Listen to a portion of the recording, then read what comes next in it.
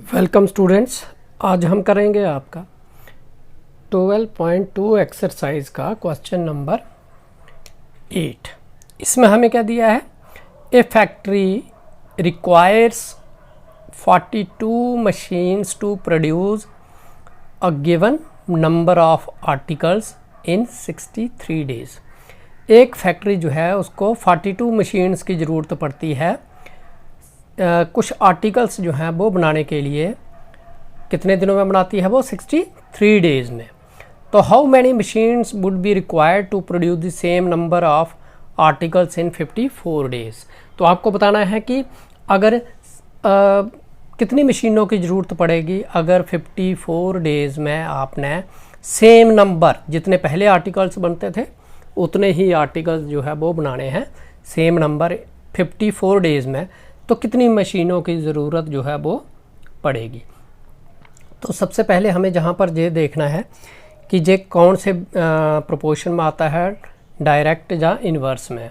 तो 42 मशीन्स की ज़रूरत थी 63 डेज़, फिर 54 डेज़। 54 डेज़ पहले थे डेज़ 63 और हो गए 54 डेज़ में। तो इसका मतलब है डेज़ जो है वो क्या हो रहे हैं, कम हो रहे हैं। तो इसका मतलब क्या है कि जो आपकी फैक्ट्रीज जो मशीन्स होंगी वो क्या होंगी, वो इंक्रीज़ होंगी। तो इसलिए ये एक जो इन्वर्स प्रोपोर्शन का केस है, इन्वर्स प्रोपोर्शन का एक क्वेश्चन है। तो सबसे पहले हम जहाँ पर क्या करेंगे, सबसे पहले हम जहाँ पर लिखेंगे कि लेट द नंबर ऑफ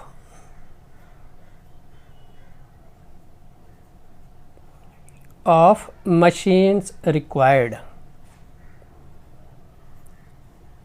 मान लो जो मशीन्स की जितनी ज़रूरत है वो कितना है, मान लो वो है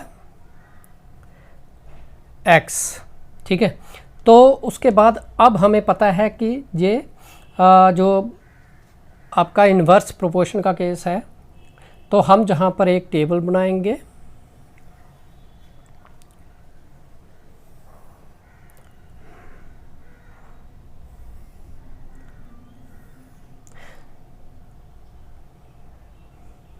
जिसमें हम एक तरफ हम लिखेंगे एक तरफ जो मशीन्स है, दूसरी तरफ हम लिखेंगे जो डेज़ हैं, कितनी मशीन इस्तेमाल हुई तो डेज़ कितने लगे, ठीक है। तो अब हम क्या करेंगे मशीन्स में, अब जो पहले जब हमें बताया गया था डेज़ कितने थे 63 और मशीन्स कितनी थी 42, तो 42 मशीन्स 63 डेज़। फिर उसके बाद हमें क्या फाइंड आउट करना है, हमें फाइंड आउट करना है नंबर ऑफ मशीन्स, ठीक है। तो 54 डेज़, तो 54 डेज़ तो मशीन्स जो हमने लेट किया है x, तो इसकी जगह आ जाएगा x। तो आप जहाँ पर क्या होगा, अब जहाँ पर सेंस जो नंबर ऑफ मशीन्स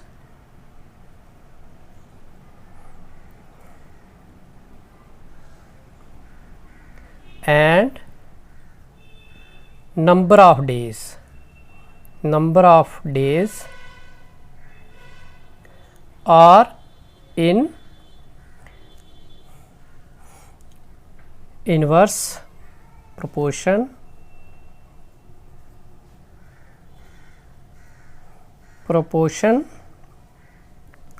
therefore जब इन्वर्स प्रोपोर्शन में हो तो हम जानते हैं, हम क्या करते हैं, हम इसको और इसको मल्टीप्लाई करेंगे 42 मल्टीप्लाइड बाई 63 और ये किसके बराबर होगा, मल्टीप्लाई करेंगे किसको, x और 54 को। तो ये हमारा आ गया इसका रिलेशन। अब हम क्या करेंगे, अब हमें जहाँ से जो x की वैल्यू है वो फाइंड आउट करनी है। तो ये आपका आ जाएगा 42 मल्टीप्लाइड बाई 63, इधर से 54 जो है इसको जहाँ लाएंगे तो this is equal to x, इधर बच गया x हमारे पास। अब हम क्या करेंगे, इसको हम जे 9 से कैंसिल हो जाएगा, इसको 9 से करेंगे तो 9 6 जार 54, इसको 9 से करेंगे तो 7, ठीक है। अब जहाँ पर 6 1 जार 6 एंड 6 7 जार 42। तो इस तरह से जो हमारे पास क्या बच गया, ये बच गया 7 × 7, तो जो बन गया 7 7 are 49, this is equal to x और x इज इक्वल टू 49। तो इस तरह से जो नंबर ऑफ मशीन्स है वो कितनी आ गई 49, जो हमने x में किया था लेट x को। तो अब जहाँ पर हम क्या लिखेंगे, हेंस नंबर ऑफ मशीन्स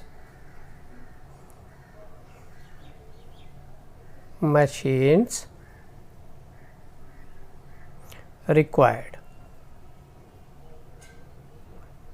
कितनी मशीन्स जो है उनको ज़रूरत पड़ेगी, अगर उसको 54 डेज़ में ख़त्म करना होगा तो 49 मशीन्स की। ठीक है, तो इस तरह से जो हमारा क्वेश्चन जो है, क्वेश्चन नंबर 8 वो हमने कंप्लीट कर लिया। तो स्टूडेंट्स अब हमारा नेक्स्ट जो क्वेश्चन है 9th, उसमें हमें क्या दिया है, a car takes 2 hours to reach a destination by travelling at the speed of 60 km/h। तो एक कार है वो 2 घंटे लगाती है अपने डेस्टिनेशन पे जाने पे, जब उसकी स्पीड जो है वो 60 km/h हो। तो आपको क्या बताना है, how long will it take when the car travels at the speed of 80 km। वो जब उसकी स्पीड बढ़ जाएगी 80 किलोमीटर कर दें तो फिर वो कितना टाइम जो है वो लगाएगी। ठीक है, वो हमें फाइंड आउट करना है। ठीक है, तो सबसे पहले हम क्या लिखेंगे, जहाँ पर सबसे पहले हम लिखेंगे let the number of hours, मान लो कितना टाइम लगाती है x। ठीक है, अब हमें देखना है कि ये कौन सा केस है। ठीक है, सबसे पहले हम एक इसका टेबल बना लेंगे।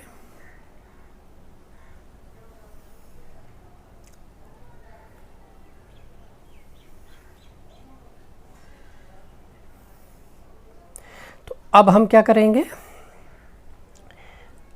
अब हमारा जहाँ पर हम लिखेंगे एक साइड हम लिख लेंगे स्पीड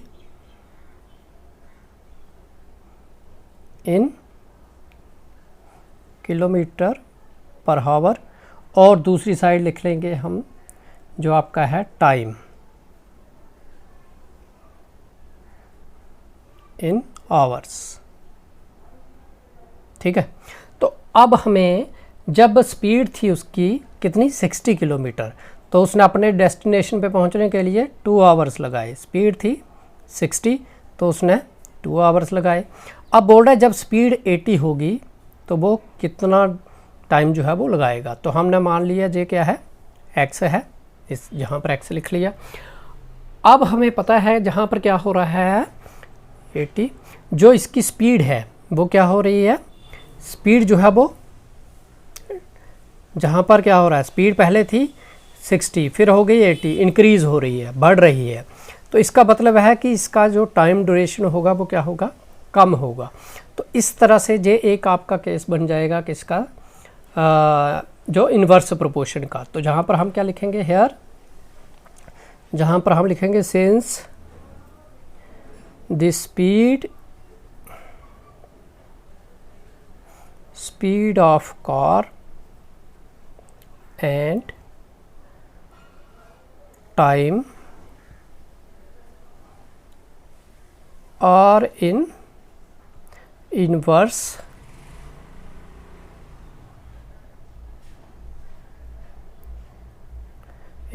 proportion, क्योंकि जहाँ पर स्पीड और टाइम जो है वो क्या है, इन्वर्सली प्रोपोर्शनल है, इन्वर्सल है।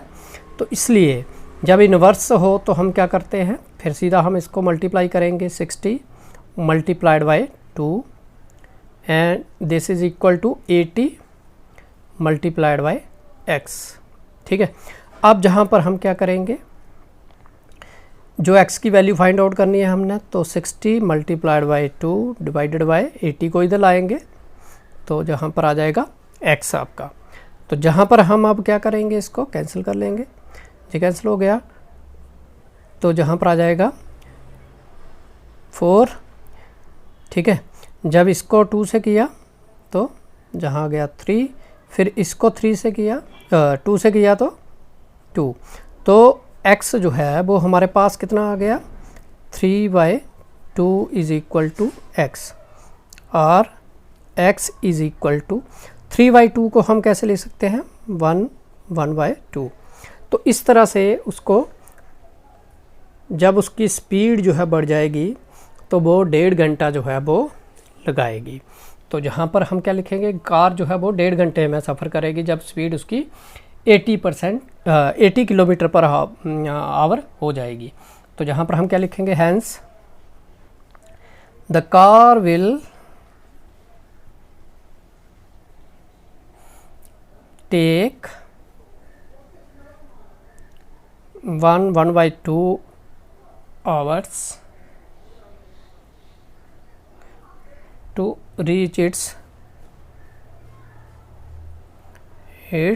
डेस्टिनेशन। तो इस तरह से जो कार है वो कितना टाइम लगाएगी 1.5 hours to reach its destination. तो इस तरह से जो हमारा क्वेश्चन नंबर 9 जो है वो हमने कंप्लीट कर लिया। Thank you.